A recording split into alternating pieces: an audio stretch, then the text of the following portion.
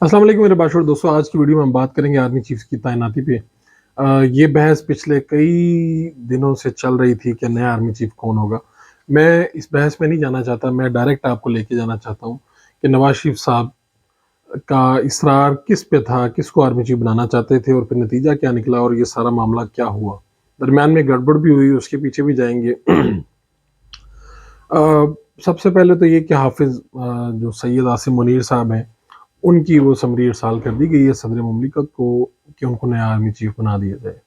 جو عاصم منیر صاحب ہیں، یہ 26 کو ریٹائر ہو رہے تھے، اور اب ڈیفینیٹلی اگر وہ ان کی سمری ارسال کر دی گئی ہے تو اس کا مطلب یہ ہے کہ اب وہ نئے آرمی چیف ہوں گے۔ اور یہ موسٹ سینئر تھے اپنی جو 6 افراد تھے ان میں سے یہ موسٹ سینئر تھے۔ ان کے بعد جنرل ساحر شمشاد صاحب آتے ہیں، ان کو جوائنٹ یعنی کہ 2 لوگوں نے بہرحال بننا تھا، چیف اور جوائنٹ چیف۔ تو جو شمشاد صاحب ہیں، یعنی موسٹ سینئر جو 2 لوگ ہیں وہی اپوائنٹ ہو گئے ہیں، یعنی جن کی سمری چلے گی۔ اس کا مطلب اچھا، بہت سے لوگ ہیں جنہوں نے عمران خان صاحب عاصم منیر صاحب کے بارے میں کچھ مختلف سوچتے ہیں۔ مسئلہ اس کا یہ ہے کہ جب وہ وزیر اعظم تھے تب انہوں نے کچھ رپورٹس دی تھیں بطور سربراہ ایس کے طور پہ، جو عمران خان صاحب کی طبیعت پر کافی ناگوار گزری تھی۔ میں نواز شریف والی بات پہ بھی آ رہا ہوں، لیکن اس کا بیک گراؤنڈ بتانا آپ کو ضروری ہے۔ تو اس کے بعد پھر ان کو تبدیل کر دیا گیا تھا، اور بعد میں جنرل فیض صاحب آئے ISI کے سربراہ کے طور پہ۔ تو بہت سے لوگ سمجھتے ہیں کہ عمران خان صاحب جو ہیں ان کی کوئی شدید مخالفت ہے عاصم منیر صاحب کے ساتھ۔ بہرحال کوئی دلوں کا راز تو اللہ جانتا ہے، لیکن بہرحال یہ ایک واقعہ ہے جو ایک تاریخ میں لوگ یاد رکھ رہے ہیں اور لوگ اس کو بار بار دہرا رہے ہیں۔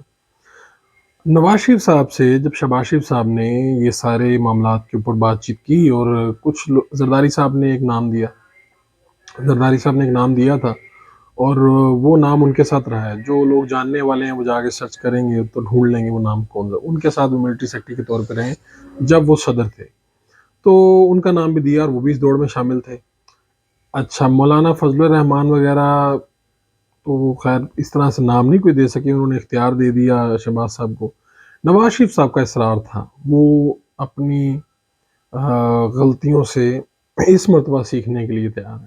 وہ کیسے کہ ان کو کہا گیا، ان کو یہ جو آرمی چیف جانے والے ہیں ان کے کچھ قریبی لوگوں نے نئے نام دیے، اور یہ جو جانے والے آرمی چیف ہیں ان کے بھی فیورٹ عاصم منیر نہیں تھے۔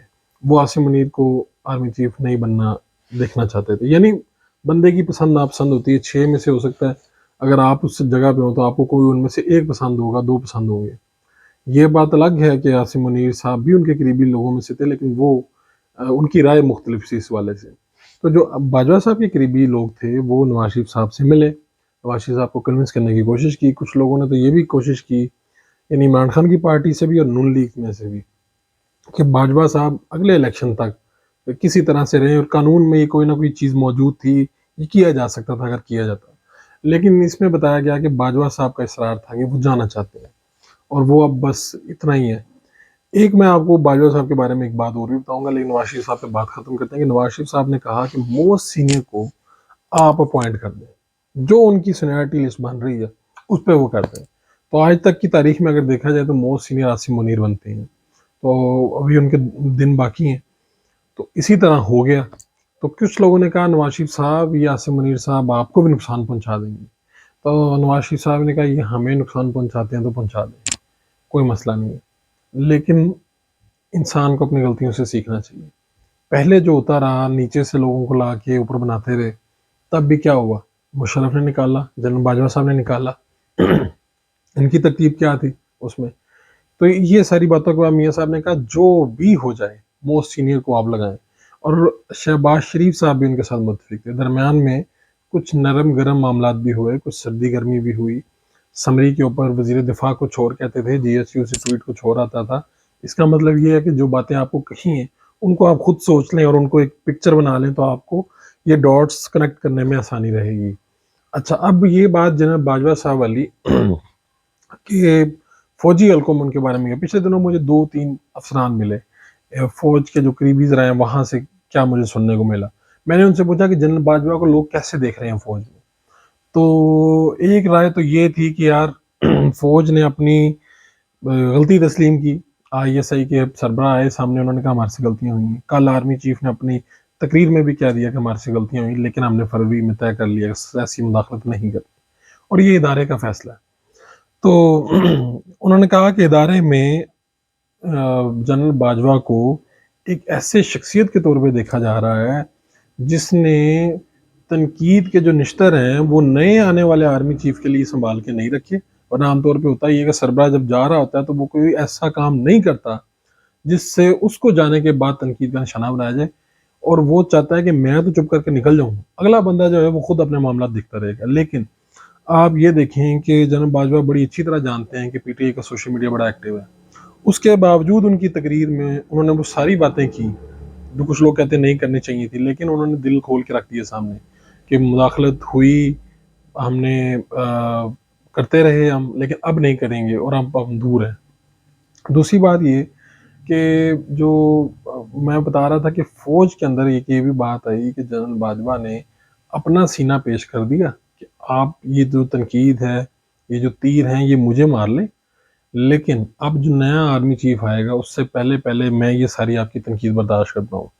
گالیاں بھی کھائیں، ٹرینڈ بھی بنے خلاف، فوج نے کسی کو نہیں اٹھایا.